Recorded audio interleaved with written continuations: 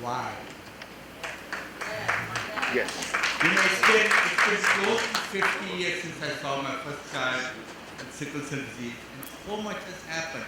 We knew very little, very little about sickle cell disease 50 years ago. And 50 years later, we can fill up this room with articles on research on sickle cell disease. But there's another side to sickle cell disease that very few people really talk about, and that's the human side. That's how a person with sickle cell disease feels when they show up in emergency room. When they are in severe pain and no pain medication will take care of them. And it's in people's eyes. It's in people's body language. It's many times, they're not ashamed, it's even in their words. It's the stigma. It's the look that makes you feel less than human. It's the look that makes you want to disappear. And unfortunately, that stigma has not changed in 50 years, despite the effort, despite our first, when I became in charge of Roland Symposium, our first symposium started addressing stigma. But you know, the more you look into it, it is like an onion. It makes you cry as you unfold, but it never stops. It never ever stops. And now, recently, all this worry about drug abuse and that's related to narcotics, it has made the situation much worse for people with sickle cell disease. Many patients are driving to 20 pharmacies before they can get medication for their pain. So it is so important. I have a very dear friend of mine from our sister institution. My wife works there too. But I've known Dr. Andrew Campbell. He's the director of sickle cell program at Children's Hospital. Drew, come on over.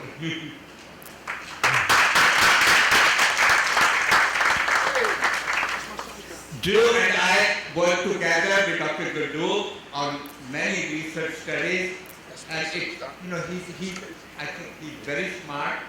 I think he's very knowledgeable. I think he has a lot of experience, but I think most importantly, he's a good human being. He cares for people with sickle cell disease, and patients know it and appreciate it. We share many patients. He's one of the few who sent my patients back. So he will introduce the panel on stigma. By the way, just one small word. The word stigma, very few people really understand it. I know people who have that situation, they understand. But stigma is any attribute, any situation that will make you less than.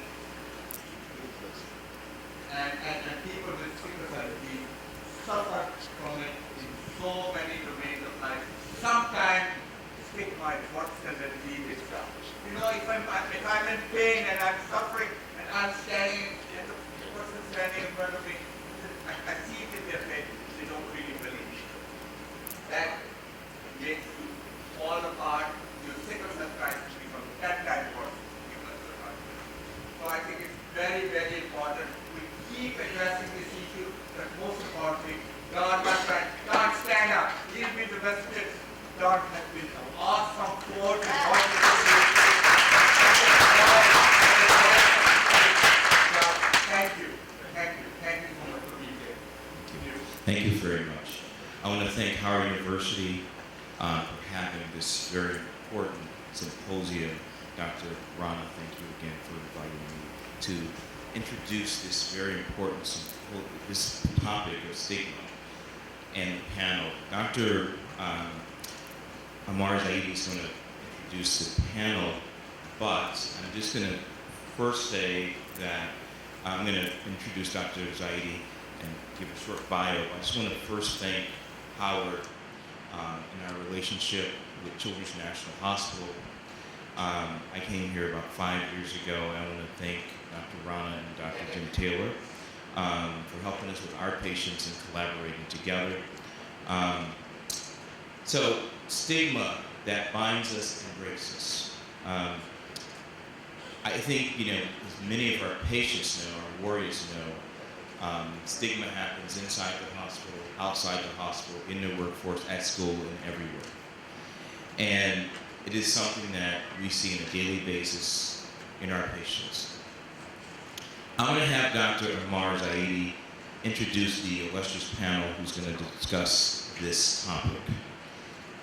Dr. Amar Zaidi is a friend.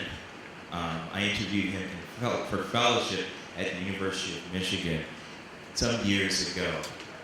And he was the most dynamic, smart advocate, that I've met. And he continues to be that way. He's a pediatric hematologist who spent the last 7 years at Children's Hospital of Michigan, where he helped care for over 800 patients with sickle cell disease. He currently serves as medical director of clinical development for Agios Pharmaceuticals. Along with numerous publications and clinical trial experience, he has worked tirelessly as an advocate for sickle cell disease patients, fueled by a belief that medical misinformation and disinformation steadily contribute to poor outcomes in sickle cell disease patients. He co-founded and hosts the Sickle Cell Educational Podcast, Cheat Codes. You should listen to it. It's an educational experience, great guests, some who are in this room. And he also has been an advocate on social media as a tool for patients and physician education. If you follow Twitter and sickle cell disease, you will find Dr. Zaidi. He served as the chair of the Hematology Anti-Racism Task Force for the American Society for Hematology and is the chair of the board of the Sickle Cell Reproductive Health Directive. So let's put our hands together and introduce Dr. Zaidi.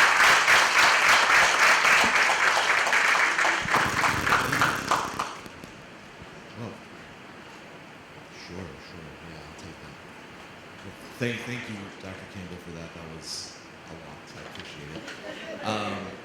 I am very honored to be here today. Dr. Rana, thank you. Thank you to Howard University for hosting this beautiful event. I have 3 panelists that I would like to ask to come on stage. The first is Tanika Hoffman, who is the founder and executive director of the Sickle Cell Coalition of Maryland. Tanika, please join us on stage.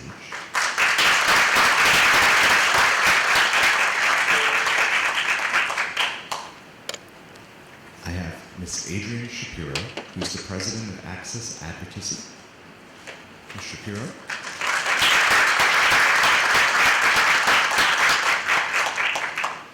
And finally, we have Ms. Francine Baker, who's a sickle cell advocate and a public health scientist. Ms. Baker.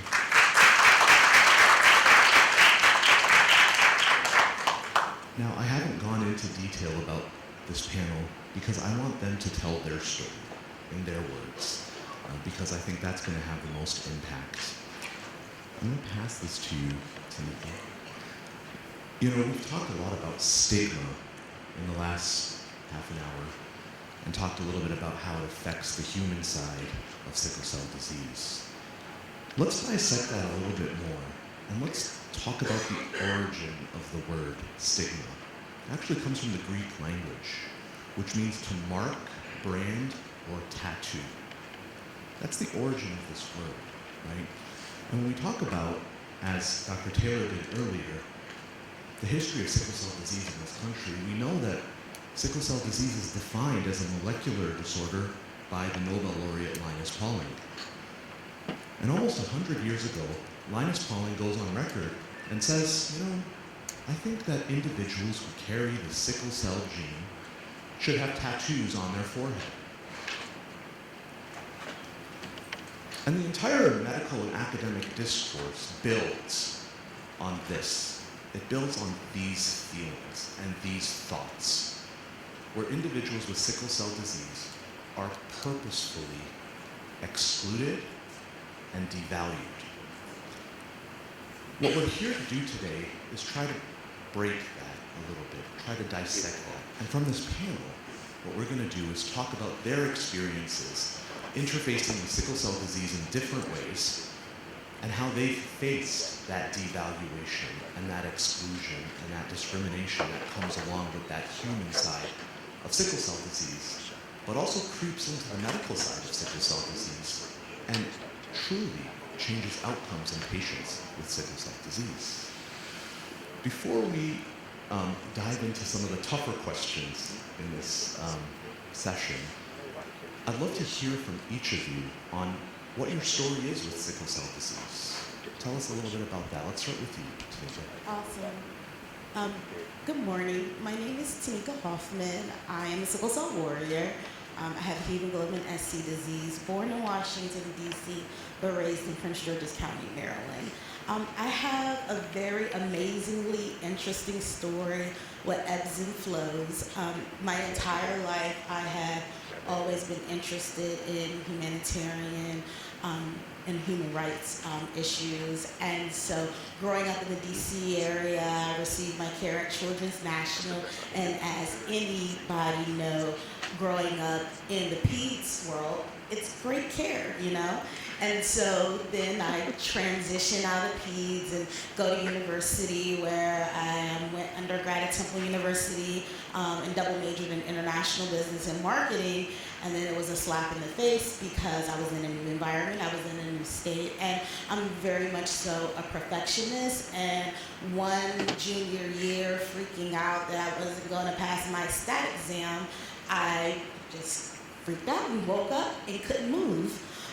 And so ended up going to my university's hospital at the time, and they didn't have the knowledge or the understanding of how to treat sickle cell disease. And so going back to Stigma, if anyone knows anything about the Philadelphia area, Temple University is in North Philadelphia, which is the hood. And so you would think, being in an area predominantly Black, that the medical team would have understanding of taking care of sickle cell patients, and that wasn't the case for me. And I got very violently ill to the point of being on my deathbed, and my family had to race up from Maryland to Pennsylvania to discharge me and get me to UPenn. And that was the first time I really began to understand the stigma of living with sickle cell disease. And so I graduated and was on this, bent of I want to make a lot of money. So I started at JP Morgan and Chase in their executive leadership program. And then I started to realize that I really want to help people. And so I went back and got my master's in international development. And during this whole time, I had to manage my disease quietly at JP Morgan, just because it was a very competitive program, and people would do little things to try to prevent you from getting to that executive role. And then also having managers who are white and never heard of sickle cell disease and expecting you to put in, 12-hour days, which is very difficult to do so on a body that is, struggling to keep their blood cells alive past 30 days. And so I had to learn how to navigate corporate America, like doing little things like instead of eating on my lunch break, going into my car and taking a nap, so that I'm able to power through and, reaching out to people within my professional network, who I trusted. And so that was a back and forth, and then being hospitalized and having to explain to my manager, who is upper middle class, like, hey, like, this is a disease that predominantly affects Black people and people of brown descent, and the manager is saying, I've never heard of it. I don't believe you, And so just really trying to navigate that. And so in the back of my head, I was like, I got to get out of here. I really want to help people. So I went back and got my master's in international development and moved to Thailand. I've always had a passion for women's rights and specifically fighting human trafficking. And so I spent a year in Thailand learning about anti-trafficking and learning how to manage my disease overseas, which is completely different. The Thai medical system is way advanced. They have a private model as well as a global model like NHS. And so I was able to live fairly well there, and I moved back to DC and was like, I want to build something like this, the NGO that I was working with. So I came back home, worked for the DC Rape Crisis Center, and always fighting managers, you know, always fighting staff, them not understanding, like, yes, I have a big brain, but my body just doesn't match my brain. And so I moved back to Thailand and built this amazing NGO called Zero Coffee Club, where we offer alternative employment to women in need. And then I came back home 2017 to have surgery, just a very minor surgery. Went to a local hospital here in the area, received my blood exchange so that I could be, you know, protected on the table, received blood that wasn't cross-matched appropriately to my body, and began to get violently ill. And in that happening, I would literally have a crisis for a month, be in the hospital for a month, and then be home for 2 days and back. And so this happened over a 6-month period, and went to several hospitals in our DMV area and began to be labeled as a drug addict, as a drug seeker. Your values look good, you know, that type of thing. And so ended up at Hopkins, where we found out it was the blood. And in that frustration, I realized in my need, I really needed different services outside of what was currently. And so I wanted to start a coalition, and that's where I am at today, working to unite, working to challenge, working to create strategies to help sickle cell warriors in Maryland, and eventually in Virginia and DC. So that's just a little bit about my story. I actually have my elephant shot on that the women in Thailand made for me. Just bring them with me everywhere I go. Wow. And that's a little bit about my story. That's an amazing story. Wonderful. Ms. Shapiro. I hope somebody times me, because as a mom, I can get a little long-winded. So my story is I think, unique in that I am 5th generation of mothers in my family to have a child with sickle cell. And my brother was that first generation where they had prophylactic meds, and you know, and we knew what was going on, and my mom knew we all had to be tested, so she had everybody tested. I was told that I did not have trade, so I had one brother with the disease, one brother with trade, one brother that was in AA, and that I was in AA. And so our life was different in that my brother had a stroke at 3, and it left him physically and mentally disabled. And in those days, if you had a disabled child, that child went away and was put away. And my mom was like, no. So we grew up with my brother in the home with us. We knew everything there was about sickle cell that we knew. And I went, as being the only girl, to the clinic with my mom, with my brother. And I remember sitting there with my mom, and it would just be my mom and a nurse, or my mom and the doctor, right? And my mom made all the decisions, and we were unusual because people would look at us kind of strange. My brother had the frontal lobe stuff, and so he couldn't move his arm, and if it was cold outside, none of us kids could go outside because Teddy couldn't go outside. But it was normal, and we all talked about it. We all talked about the fact that my brother had sickle. When my daughter was diagnosed, we were sure that they'd made a mistake. And so we went quite a few places and had quite a few tests, spent a lot of money.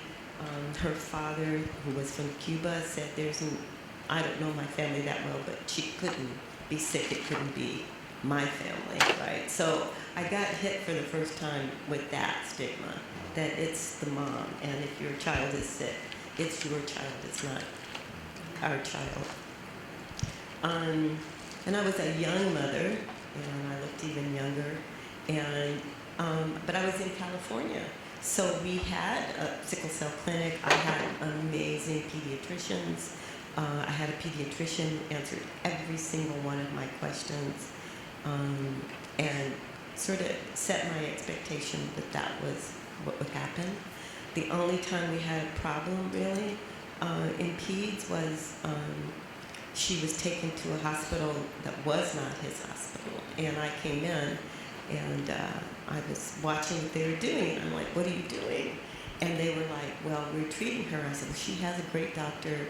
He's calling. The hospital refused to take any of his calls. And then when I was following this doctor, I went over and I could see he had a medical book up and he opened and he was reading about sickle. So I knew in a panic, I could see her going downhill. And I was like, she's dying, we're leaving. So I picked her up. Her legs were like down here, so she was like 2.5. And I threw her over my shoulders, and I didn't know how to take the IV out. So I just threw the bag over and started running. And this big guy in a uniform with guns and everything, he stops me. He's like, little girl, where are you going? I said, I'm not a little girl. I'm leaving. They're killing my daughter, and we're leaving. And he stood in front of me. It's huge, and all I could see was just this brown uniform, right? And I said, I've got to go. They won't listen to anybody. They won't do anything. She's dying. And so all of a sudden, these alarms go off, and people come. And so I said, we're not staying. We're leaving. So they gave me a form so I could leave. And I looked at them and I said, well, why did you give me this in the beginning when I said to you, you're not doing the right thing? We need to leave. And they just looked at me and they were like, well, you're really young. But what they're really saying is, you're young, you got this baby, you're a baby having a baby, and you're black, and you got no family. I mean, all of that was what they were saying. They didn't know me, they didn't know anything about me. And for me, that was the first real face-to-face stigma that I realized that they could make decisions and my child could die. Wow.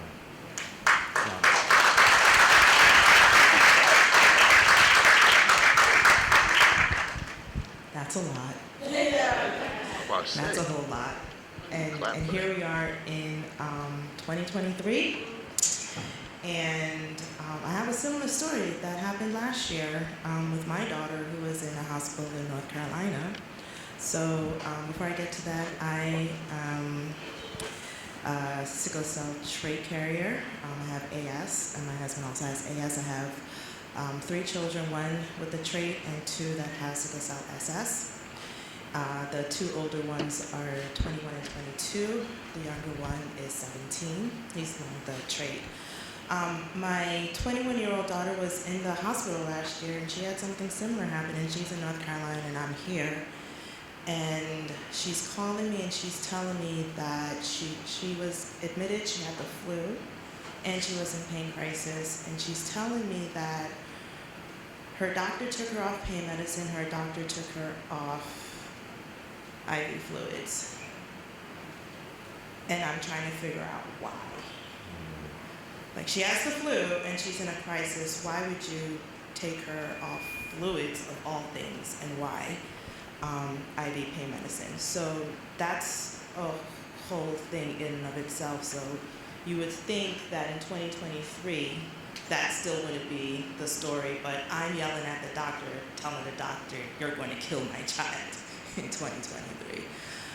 Stigma for my family started actually with me when I was young because, so I'm adopted, so that's my unique story. Both of my parents died when I was a baby, so I do not know any of my family history. When I found out that I had the trait, it was, and I'm also West Indian, I'm from Jamaica. So that's another thing. It's like, okay, you'll outgrow it. I heard that all the time. Just drink some bush tea, you'll be okay. Here, take this and you'll be okay. So that was always it. It was just pretty much a life of denial. There was never any education on what to expect coming from my family or coming from the physician. Learned about sickle cell in high school, biology, like we all do. Genetics, Punnett squares, and all that fun stuff. Knew of someone who had sickle cell that I went to school with. That really didn't mean anything. My cousin was married to someone with sickle cell and unfortunately passed away as a result of sickle cell complication. Still, didn't mean anything. I'm a child. Meant nothing to me. Then I get married. I have my first, in Florida. He was born in Florida. Thanks to newborn screening, we found out early he had sickle cell. And automatically I was like, oh my gosh. I knew exactly what that meant now. When I was a teenager and knew people that had sickle cell, it didn't really register. But as soon as I got the phone call, it just clicked. A year later, when my daughter was born, same thing. So we pretty much knew at that point, well, I knew at that point what life was going to be like. I want to say a second stigma, which is more goes along the lines of the theme, I just want somebody to love, is being married to someone who doesn't fully understand, sorry hon if you're watching, what it means to have sickle cell and to like be a parent of children with sickle cell disease. Because I was with my children all the time in the hospitals. I wouldn't leave their side. But it's just, you know, again, coming from family members who, he's also West Indian from Grenada. His family's from Grenada, he's from England. So it's, and then there's a Christian aspect of it. Just pray about it. It'll go away. Go to this Christian facility who does holistic things, it'll go away. That's not quite how sickle cell works. So, you know, these are things that I had experience with in terms of stigma. Outside of the usual doctor's visits and hospitalization, now that my children are 21 and 22, they're experiencing stigma in a whole new way, especially my son. Black male, going into the hospital, he knows exactly what he wants, and he also has ASD. Sorry, James, for putting all your business out there, but it is what it is. ASD is autism spectrum disorder. And so because of that, you know, he knows exactly what he wants. He's like very specific, very matter of fact. And that's just seen as extra bad because, you know, there's a personality component to someone who has ASD. And he knows what he wants. One time he was in a hospital, he specifically asked for Dilaudid. Dilaudid was not like standard. We went all the way up to the chain. Thankfully, they get treated at Georgetown, I didn't mention that. Thankfully, we were able to actually get that protocol changed so that if a sickle cell warrior comes in and asks for a specific medication, because that's what they're on, then they can get that specific medication. As for my daughter, she fears dying in the emergency room. That's how bad the stigma is. And she will leave if she's waiting in the ER waiting room for too long. Because she fears that she'll die in the hallway because she would have been forgotten about. And that's the reality that my two warriors right now are dealing with.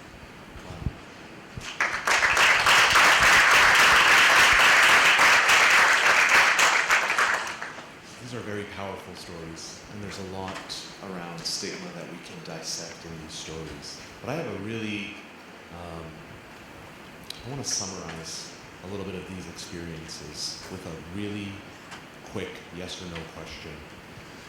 Does knowing that you're going to face stigma, where you're going to receive health care, change the quality of the health care you receive? Does it change your desire to go and seek health care or have your children seek health care, knowing that you're walking into a facility where you will be stigmatized? So I'm going to say for me, it changes how I enter into that setting. Okay. Because I already enter into the setting ready to fight. I enter there, I do have the ASH guidelines on my phone. My kiddos have it on their phones. So I'm ready with my talking points and my rebuttals and everything else that I need to advocate on behalf of my children. And I teach them to advocate for themselves as well. So they know to advocate for themselves, and they know to call me if I'm not there, and put me on speakerphone. I had a unique sense of experience in that I had my mom. I knew, unlike a lot of people, what to do and what to expect. And I had amazing, amazing pediatricians. And I even, although my daughter ended up, like you did, with mismatched blood. She only had 2 transfusions ever. And the second one did it, and we had many end-of-life experiences after that. So she really didn't have a lot of alternatives. And we have had the same adult hematologist in the same hospital for nearly 20 years. So we're very unique. I'm unique in the sense that how my brain works. I got an education in systems and evaluation and problem solving. So for me, my experience, even when she went to an adult, was pretty easy. I have to be really honest about that. I was very resourceful. Of course, the marriage didn't last. There wasn't a lot of dating because I led every conversation with everybody saying, I have a child with sickle cell. Out the door. I think I had more single dates than most people on the dating game. So, but to my shock, once I got into advocacy because I wanted my daughter cured. And my mother would always take me, and with my brother, we'd go to the prayer tents, and you've heard me say this, put their hands on my brother. And some people, they put their hands on and they get up and they walk out, or they, I don't know, all kinds of amazing things happening. It's very entertaining when you're a little kid. But my brother would be okay for a while, and then he wasn't, right? But we would leave. And my mother would look at me and she'd say, God is good, but science is going to fix this. So in my head, I always knew that they were going to fix it. And so I went on about my life. I had to earn a good living, which I did, because I had to be able to pay people to stay with my kid. I kept 2 insurance policies going so she could have the best care. My dad had like really, I don't want to say beaten it into me, but this sense of you had her, she's yours, you have to support her. So I never had any public assistance or health care, so I had to keep 2 insurance policies going at all times to pay for everything. And I followed the science, so I knew about bone marrow transplants. I had another child, but they were half-sisters, and we were really mutts genetically. Finding a genetic match for us is impossible. So I knew that stem cells were it for me. And it wasn't until stem cells became a reality, meaning a possibility, that I got into advocacy work. And it was at that point that I got to see how the real world was. I was called in and told, oh, can you go pick this young woman up? And I was like, oh yeah, I'm at the movies with my husband. I mean, is it urgent? They're like, no, she just needs to get picked up after they'll give her medicine. I get to this hospital, this poor young woman. She'd been in the hospital all day. She had no IV. She had no sheets on the bed. She had no water. She had ulcers on her leg, and the bandages were dirty, and I could see the skin, and the nurse was making up the empty bed next to him. And you know how you see something and you go like, this is like your body when you're in shock, and it makes you think, oh, you're looking at a movie or something. I had never, I mean, we complained when Marissa's food was not hot enough, right? I mean, it just, my whole world just. So it took me, with my skills, several hours of negotiating to get them to start doing the right thing. And this doctor came in and he literally ripped the bandages off her leg ulcer. And I could see the skin tissues flaking. And she yelled and he looked at me and he said, see, she's got you fooled. This is dead. I said, these are open wounds. So for me, I had to do a lot of reckoning. I had to say, I am privileged, my daughter is privileged, and I had to find out what was happening in the world. And this young woman, between my trying to advocate for her, and then we had a network going, informal at that point, I turned her over to the second person. We got her in the right hospital, and within 3 days she was dead of sepsis. And so that made me realize that I had to do what you're talking about. I had to warrior up. I had to warrior up with my mind, every skill that I had, everything about me, from how I dressed to dropping hints about my education. Right. I mean, all of that.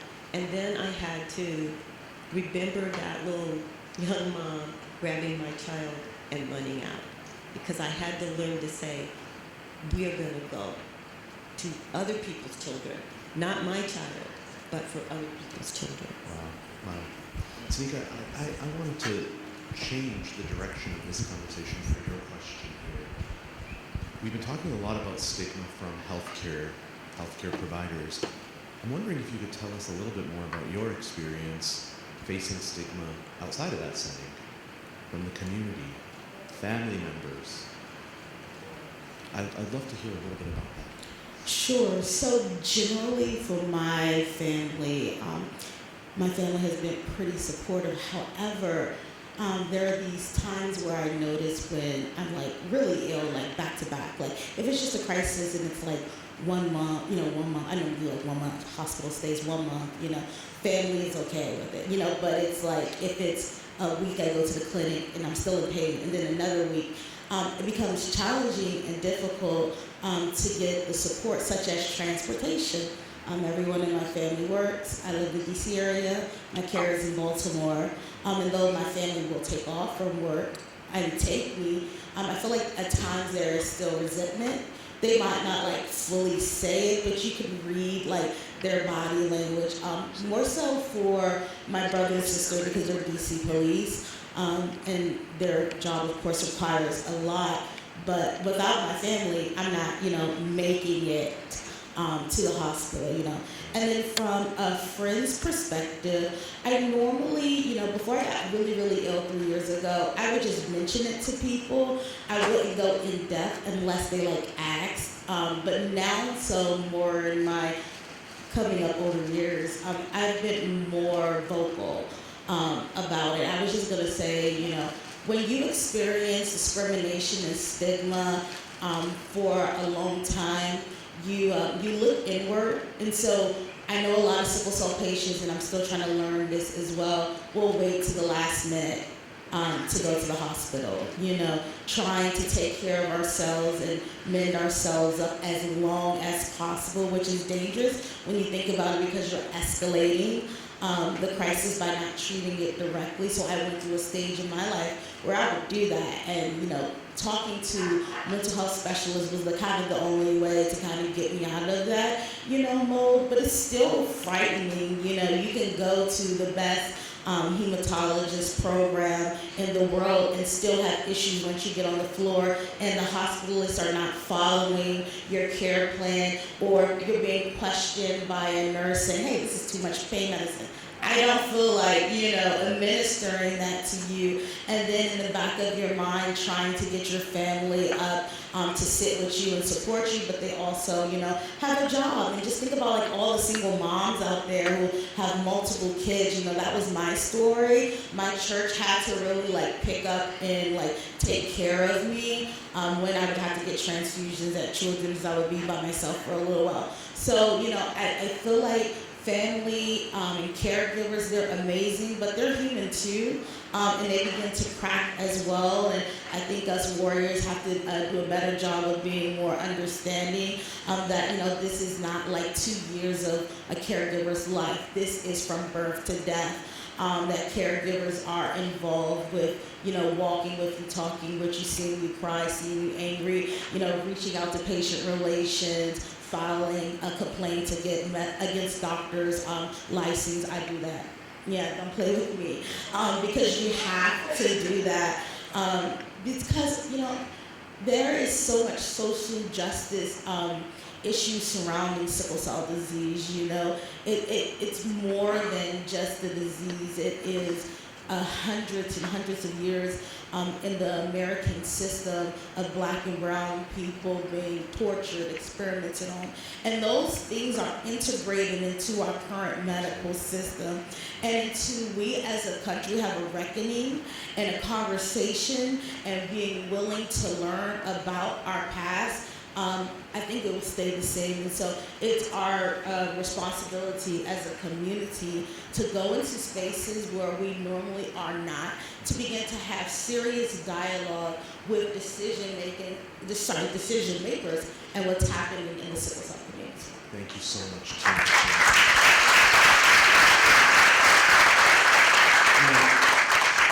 I know all of you could spend all day talking to these panelists. We are so over time. That being said, these panelists will be here today. I urge you to tap into their knowledge, their wealth of experience, learn from them. And I just want to close by sort of going back to where I started, which is we know that stigma devalues and excludes purposefully patients and caregivers who are in the sickle cell community. So a call to action for everybody in this room today: go out of your way to value and include those individuals, because it's really hard to walk around with this burden, feeling alone, excluded, and devalued. So let's take that today. Please find some time to connect with these panelists, and I thank you for your attention.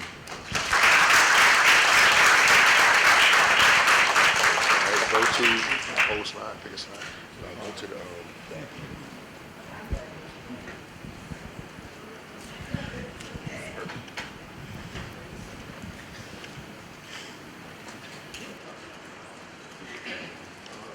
let's do a record stop, I guess. Oh, she'll keep going. She'll keep going. My name is Sarah Paul, and I'm a grant administrator in the Department of Pediatrics and one of the organizers of this event. At this time, I would like to welcome Mrs. Barbara Harrison and Mrs. Joanne Ellerberg to the podium to moderate the town hall. Go into that.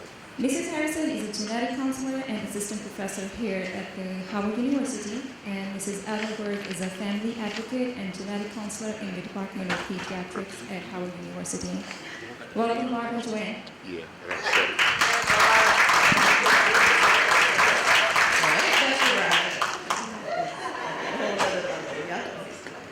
Y'all probably do understand. All right, so good morning, everyone.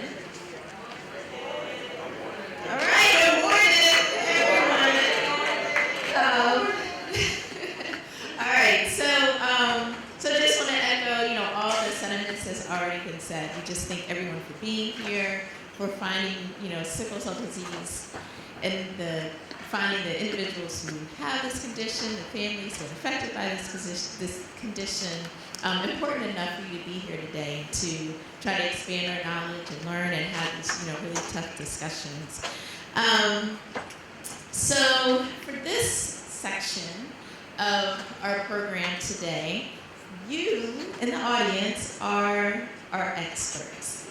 So I don't have a panel to introduce to you because we are going to hear from you, from everybody, we hope, who's sitting here.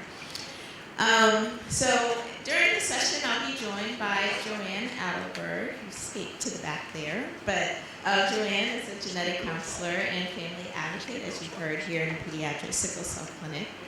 I'm a genetic counselor as well. Been here at Howard since forever and have always enjoyed and appreciated and really felt honored by the opportunity to work with the Center for Sickle Cell Disease here. So in this segment, again, we want to hear from you. So we know that sickle cell affects every aspect of a person's life. And we want to spend some time learning from each other about how to manage this condition in our everyday lives in the areas of family, friendship, and fun. So we want to answer questions like, how do family members interact with you when you have a crisis?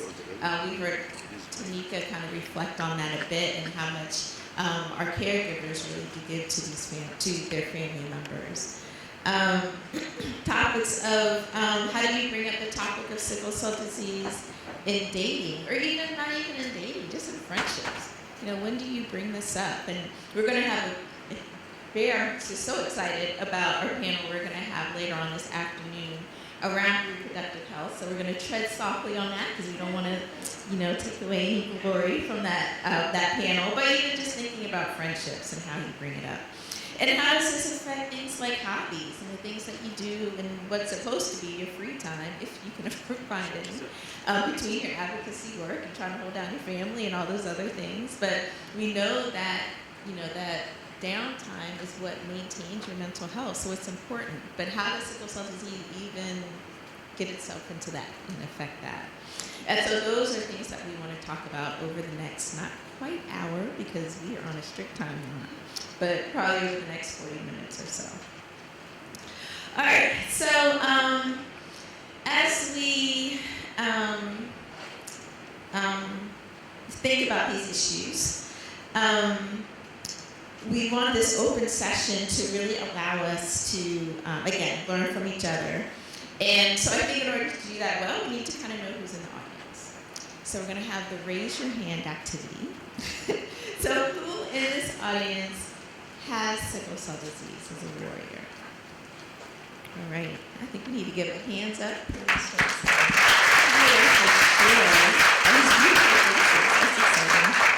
All right. Who here is a spouse, partner, significant other, boyfriend, girlfriend of a person who has sickle cell? All right. Now, you're a parent, a caretaker, relative, or friend of someone with sickle cell, whether they're living or not, if they pass on, because we know. Thank you. Okay, that's wonderful. All right, so you got some good experts in this audience. And then if you're a provider, let me give them a chance. Provider / advocate / darn near family members. Good neighbors. Okay. All right, so we have a wealth of expertise in the room, you can see. So we're going to take this time to ask some questions. Now, Joanne and I try to prepare, come up with some questions ourselves, but we, again, really want to engage you as the audience. So at the front table was a paper, and you could jot down some questions. So we have a couple of those. If while we're talking, you kind of come up with a question in your mind, we want to give you an opportunity to ask those questions as well. So I think someone's going to be floating around, okay, with some cards. So that if you want something, just kind of raise your hand and we'll get a card to you so that we can get your question and ask it. All right, so we're going to jump right in with our first topic of, and I see a hand over here. Someone has a, okay. So our first topic is going to be family. So this is really focusing on how sickle cell affects your family relationships and things that you do with your family. So I'm going to start with the first question, which is, and this is for individuals with sickle cell, but certainly family members can, kind of pipe in. But how have family members reacted to you when you're in crisis? Are some family members more supportive than others? And from our warriors, for certain, what would be most helpful that family members can do for you in times of crisis? So any reflections on that? And I know I have some real vocal warriors out here, so I know someone's going to say something. I know who I'm giving mic to. No, I'm going to give it to. Okay. Get it started. So I think, first name and maybe your relationship with sickle cell or your warrior. Okay. I know you were coming. Not the whole story. Oh, no. And to that point, we're going to try to keep comments to 2 minutes.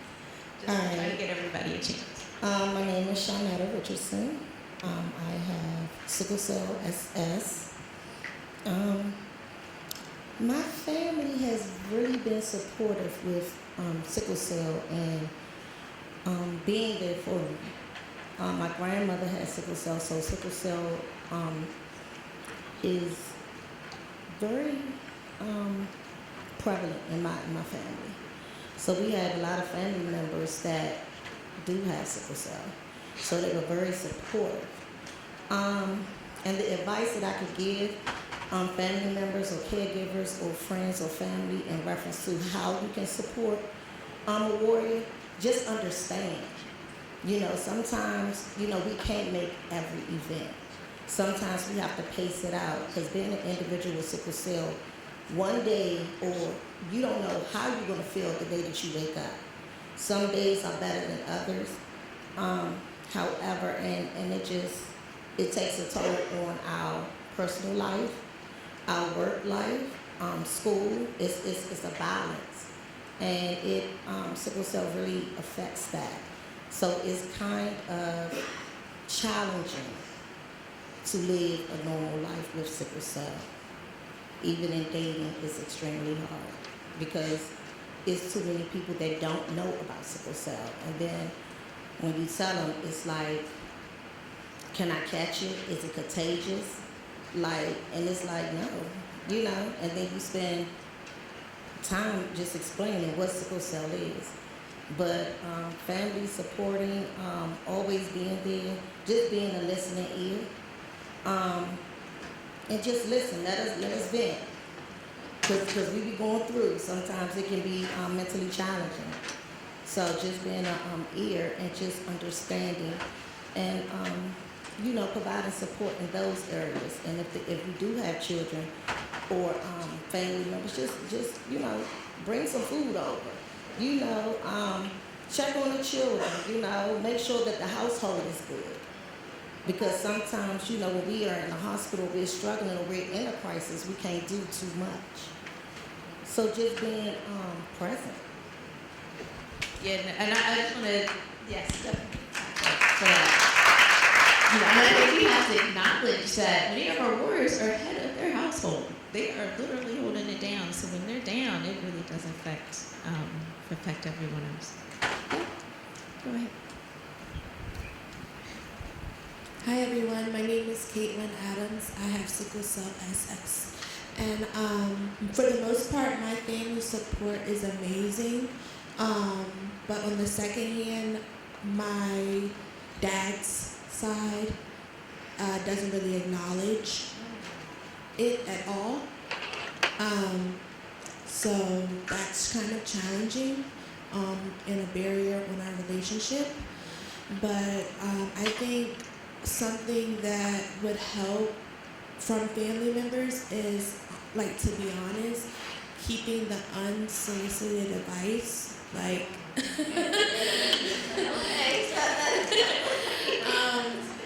know that they want the best for me, and they want to see me do well and feel well, but sometimes when you're just in that crisis and you're trying to hang on mentally, emotionally, physically, you don't want to hear like, oh, maybe you should drink some tea and put ginger in it. And I mean, not saying that that's bad, but just hearing just things like that, it's like, I get that you want to see me do better, but sometimes just giving me the support, like I hear you and I see you, and I want to be here for you in the way that you would most benefit from, instead of the unsolicited advice. So. Sometimes just listen. I don't want you to fix the problem because you don't have the ability, but just listen. Like you said, let me vent.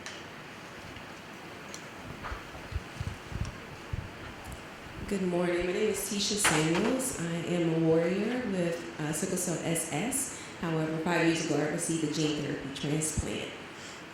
One of the things that I would say as far as family is extremely important, but it goes outside of family as well, as far as your community being understanding. And one of the things I think is always helpful for both parties, the warrior and families, is patience and grace. I think Tanika talked about it, how we always kind of hold things in. We'll wait, we'll be in pain all day, won't say anything because you don't want to inconvenience someone.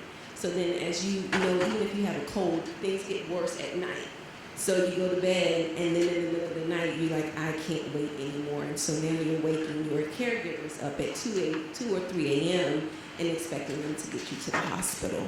So it's patience on their side, but we have to be patient and understanding with them, and then giving each other grace. Someone also mentioned that it's human nature to be tired, to be, feeling overwhelmed by the entire situation, especially if you're in a one-parent household. But that grace and understanding from one another, that I know you're in pain. You take out your aggravation, your frustration, your pain on the people that are closest to you. And so it's important that we just love each other and continue to give each other grace.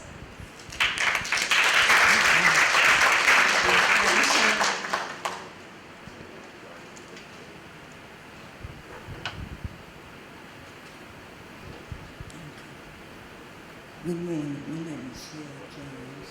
I had sickle cell, and I was raised in a foster home because my mother had so many children. She had 21 kids at different times.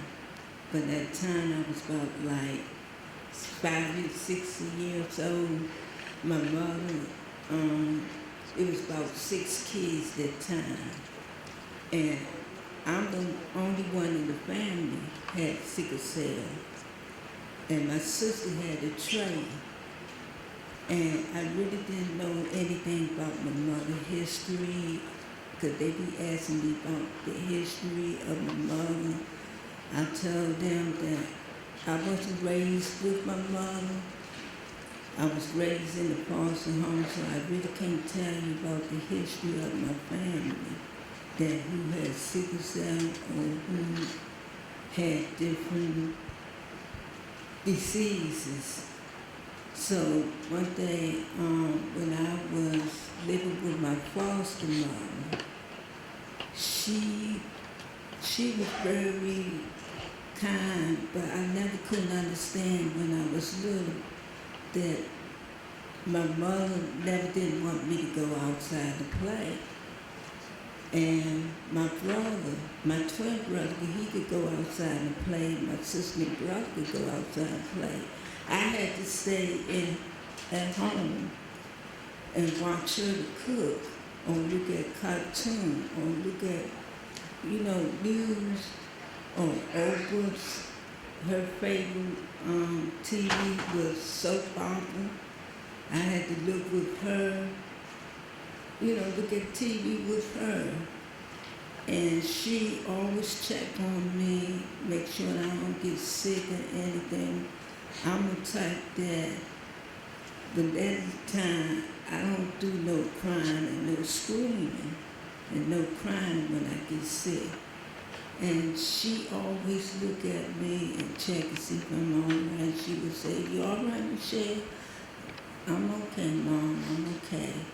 So she got to the point now that when I got sick, I started going upstairs. She said, "Where you going now?" I said, "I'm going upstairs to lay down." She said, "How do you feel?" I said, "Not too good. I'll be okay." So, okay, I was coming down the step, and I said, "Mom, I'm hurting bad." And sometimes I don't like to cry out loud or scream to let her know I had sickle cell. You know, the crisis bothered me, that I need to go to the hospital. And she always tell her husband, "Oh, we got to take Michelle to the hospital, her crisis acting up." And she support me a lot of time, and my sister and brother, they support me. My older sister, it was 4 of us. When she would go upstairs, she would say, "Michelle, can you walk down the step?" I tell her, "No, I'm too painful." She would carry me down the step with her back. She would say, "Come on, we're going to have a piggyback ride going down the step." Every time she go down the step, there's a paint shooting. And she would take me to my mother's house, down to her room. And she would tell her father,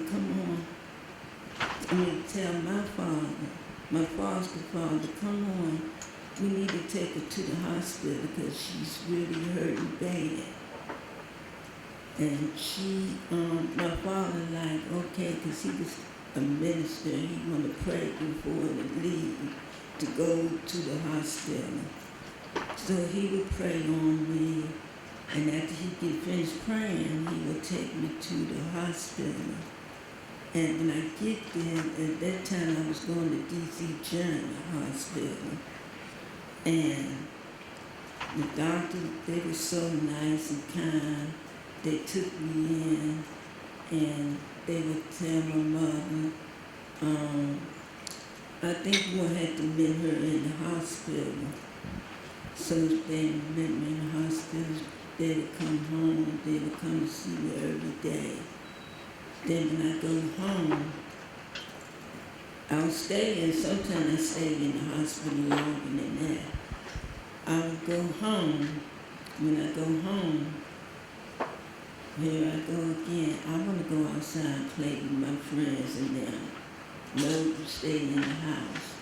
Watch me cooking. That you can learn how to cook.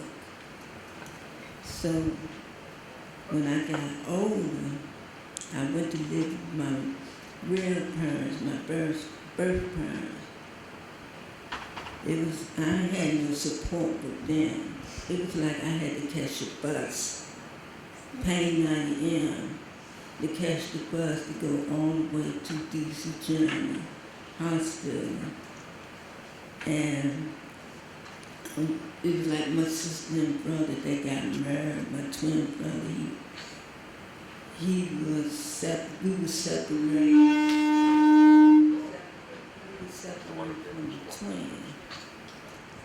And my mother, she would call her son, and her son would come and take me to the hospital sometime. And he would support me. He said, "When you get sick, let me know. I will take you to the hospital," because he know how my pain goes. He know how often I get sick. He know everything because he keeps a record of things like that.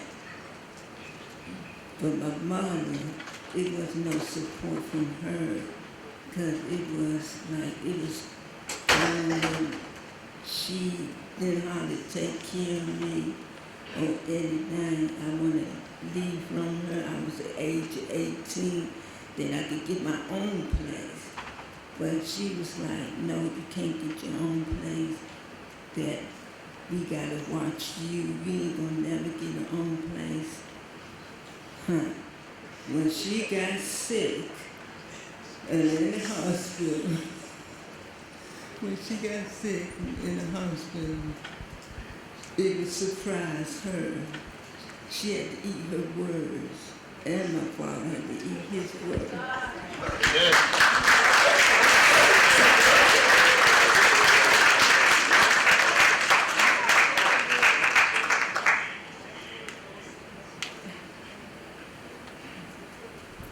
All right, so I had asked Ms. Michelle a question. So she's graciously going to tell us how old she is, because I think we all need to hear this.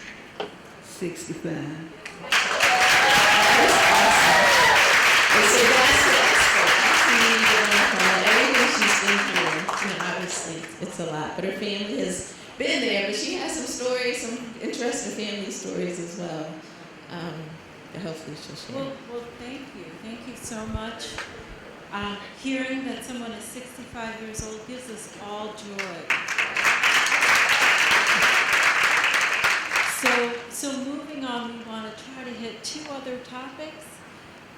So it's great to hear that family support, but the other thing that we want to hear about are friendships.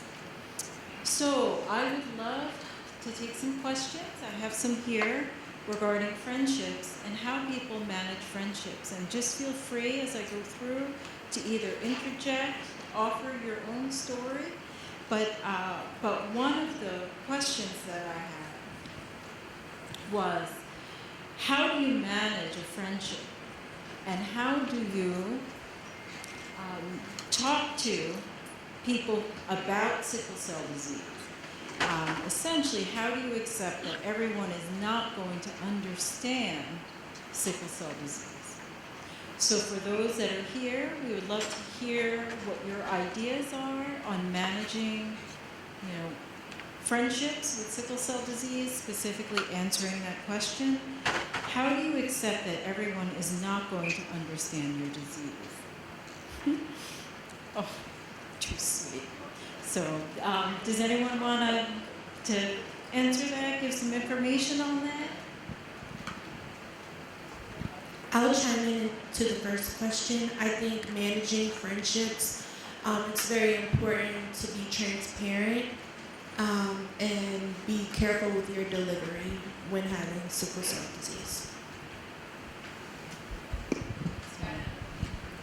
Hi, my name is Nina Richards. I have sickle cell SS.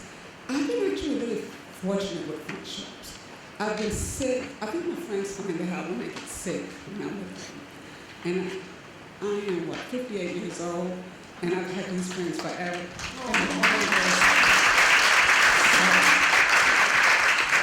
I've been extremely fortunate with friends and family. I haven't had any negative impact when we go out. They're more, don't you need a jacket? How come you don't have a jacket on? So they actually look out for me more so sometimes than I look out for myself. And I have a supportive husband. I've just been fortunate all around, so I don't have anything negative to say.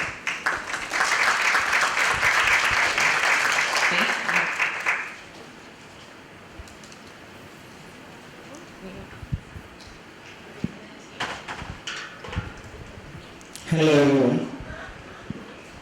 My name is Emmanuel. I live with sickle cell disease SS. So I grew up in Ghana, and I've been in the United States for about 6 years now, and I'm almost 40 years. Dealing with friends, thank you, back in that side of the world is kind of a dicey thing in between. You cannot reveal too much, and you can also not keep quiet as an advocate. People don't accept what you have and see it as a spiritual disease. So if you have it, it's to your whole family. Everyone, it's something, a sign of someone that you had sickle cell. And my parents had 5 kids. The first 2 kids died. I was the third one. The other 2 didn't have, they were carriers. So even in the family front, it's seen as another way of why did you only get, why you the only one who got sickle cell and you disturb everyone. I lived in a big house. When I cried during the night, in the morning, everyone is lost because someone has to take me to the hospital. So all my cousins would run away from the house because my parents would be like, okay, take him to the hospital, and it's a whole day thing. So with family, it was kind of difficult, so I have to develop how to get the strength to take care of myself. I can have crisis and take myself to the hospital and come back. That's how I developed this nature of taking care of myself and not needing so much people around me, because it was something I had to learn from when I perceived I had sickle cell, like around the age of 12 when I got to know. So in terms of relationship or friendship, it's like people don't understand it very well back where I grew up, so you don't have to say it. Or if you say it, then you'll be stigmatized. So where do you go? So it's in between. Whoever understands it will go with you. Who doesn't, they will leave you. So that's how I've experienced mine. Thank you. Thank you having that perspective from Anna. It's very interesting. I just want to say from the parent standpoint, what we find is that when our warriors, we call them cubbies, our babies, there's generally a lot of family support. But what happens is, if we're all doing the right thing, our babies grow up. And there's a certain amount of sort of what I think of as fatigue or that sets in with the family. And the family, it gets very busy. And I have a tribe in my family. And if someone breaks a finger or has a baby, the waiting room is filled with dark, curly-haired people. But since my daughter became an adult, I haven't had a family member. But what I do have is what I always call my found family. And those are friends who, through thick and thin, for whatever reasons, who have come into my life and stayed. And I think the two things you really have to get over is you have to have your hands open, like you're praying, to let those family members who cannot, for many reasons. Sometimes it's just too painful for them. Sometimes they're just too busy. Sometimes they feel guilty. Whatever it is they are. But your hand open to let them go with grace.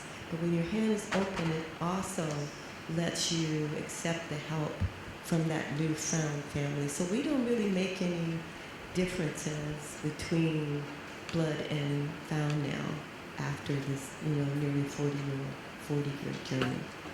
So it's something I think that happens in our family. Thank you.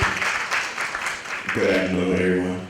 My name is Roland. I'm 29. I have sickle cell SC. So for the first question, in terms of family, the only person that I have currently is my mom, and it's been kind of difficult as a young man growing up in a single parent household, and mom had to basically drop everything, take me to the hospital back to back, and I have an older brother, so it was kind of like he had to step up as a paternal figure. So it was a lot of different challenges growing up. And even now, I'm 29, I'll be 30 in 2 months. I've gotten a lot better with my sickle cell in terms of managing it. I had been hospitalized in over a decade and a half. I still get pains here and there, but I've been doing what I'm supposed to do in terms of staying hydrated, eating proper foods, and exercise has helped a lot. Second part, in terms of the friends, I have friends that, oh yeah, I have a sickle cell, but they truly don't understand the idea or the challenges that, we face as sickle cell warriors. And, it's just something I had to learn that everybody might not understand our unique struggle, because it is a unique struggle, and that it is extremely important for us to, group together so we can talk about it amongst each other, because I always felt growing up like, oh man, nobody knows what I'm going through, I'm by myself, or, but we're not alone. Amen. Thank you. So you brought up some important pieces there, which were that you exercise and you do some things for fun, which is great. And that sort of brings us to the next piece, which is fun. So one of the questions that we had was, what do you guys do in terms of vacation? What are thoughts out there on vacation and planning? Okay. I'm gonna call on someone who hasn't spoken yet, just because our time is running short. So, do you want to talk about vacation? Anybody? Okay. Hello, I'm Portia Hall. I turned 34 this year, and I had a C. I had 2 kids, and I married my high school sweetheart. We've been married almost 8 years, together for 18 years. So we travel a whole lot. That's why Joe gave me the mic. So what I do, I have a regimen before I travel. Normally, like the week before I travel, I try to eat very, very healthy, drink a lot of water.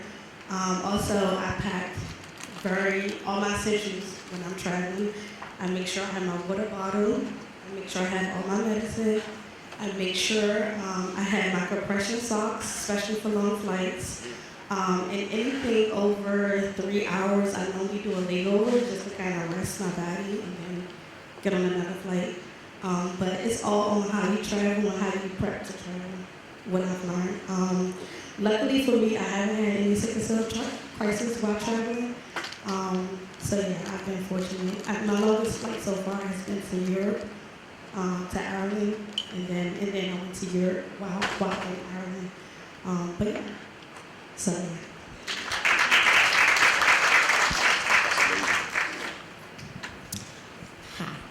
I think traveling is very essential for a sickle cell warrior. I travel with cruises with family. They make it a group family thing, or I used to cruise with my mom all the time. And I try to do it once a year. But it gives me a chance to relax, rejuvenate, pray, and just spend some time with my mom and family without any interruptions. But before I travel, I always go see all my physicians. I travel with my medical records. I have all my medications. And I have had a crisis on one of my vacations where it was life or death experience. But for the most part, I think it's essential for you to just get away from the everyday life so your body can rest and so you can recuperate and just come back even stronger.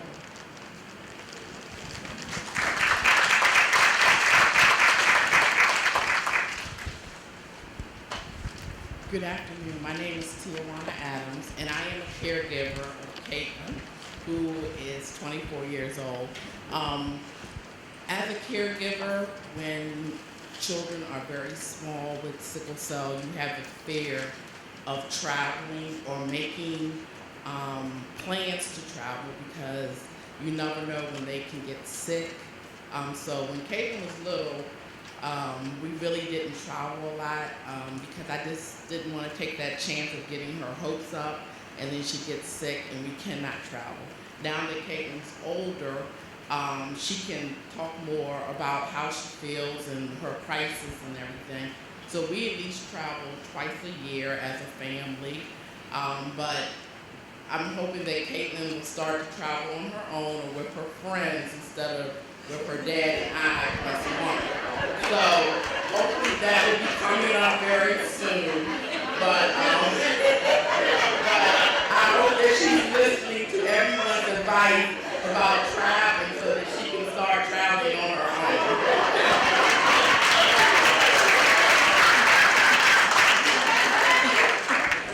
Kayla, you can come and travel with me, boo. This is like a favorite topic because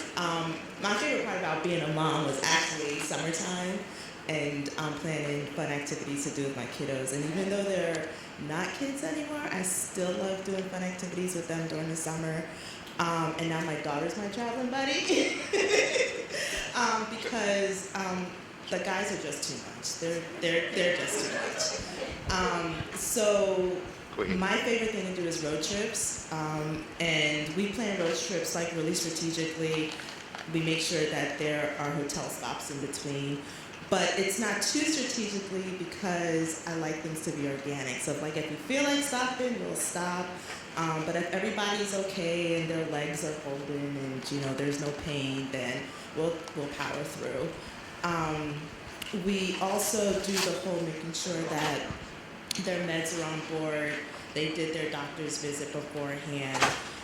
But for me, it's just really important to spend time together because they're in and out of the hospital so daggone much. And the other thing is birthdays. Their birthdays are in November, so that's a time of year when they're typically in the hospital, so we don't really get to celebrate their birthdays. So we started to do half birthday celebrations in the summertime. And so the first time we did it, it was a surprise birthday. And so the next year when I tried to surprise them, they were like, Mom, it's not gonna work. We already know what you're doing. So now we celebrate their birthdays in the summertime, which is also a nice way to have their friends together to celebrate the fact that, hey, they made it.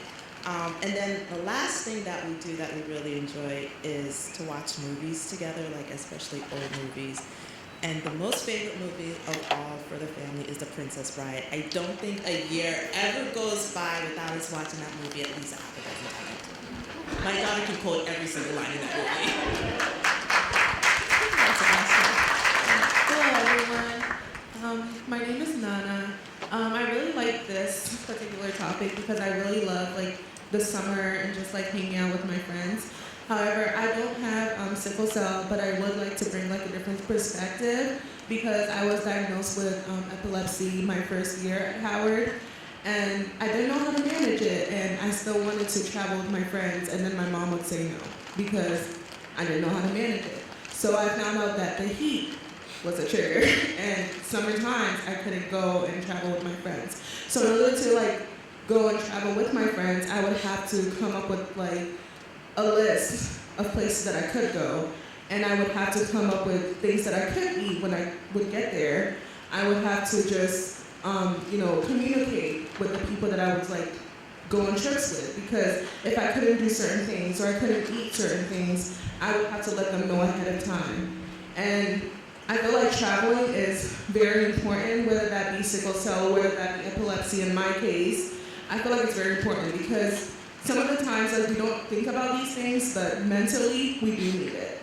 And so throughout the year, from a student's perspective, we're just very, very busy. And I know even as, career and people, we're just very, very busy, 10 months out of the year or 11 months out of the year. And so just 1 month out of the year, just to spend time with your family, it's very essential, mentally, physically, just take time for yourself with your family. And so I think that that's one thing I realized to do is just check the weather wherever you're going and make that list, take the time to do that.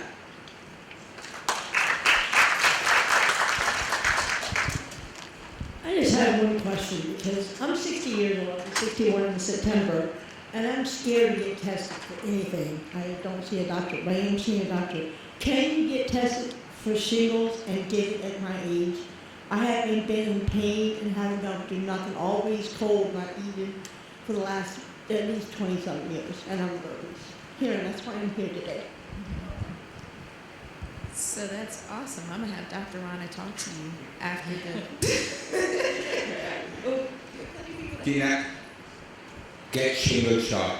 And I'm going to get a new shingle shot. It works. You're my age. Yes, get the jab. Thank you so much for bringing up that information on shots. Everyone should be up to date on their shots. But thank you so much for this session. It was really we are at a great point in terms of sickle cell because when I went to grad school a million years ago, the babies who were born, we really didn't know how long they would live with sickle cell. And here we are. We're going to hear about reproduction later today, which is wonderful. And to hear everyone's voices today, I think, was just marvelous. To hear them talk about their stories, how they manage family, friendships, and fun. I just thank everybody for coming in and giving your questions. I know we didn't get to all of them. There just wasn't enough time. But, we have to think about how we're going to address questions that do come in. But definitely send your questions to us. And we'll see about a way to get them in terms of post-conference and getting out that information to people who have questions. So, without further ado, I'm going to bring up Dr. Rana, who's going to talk about awards.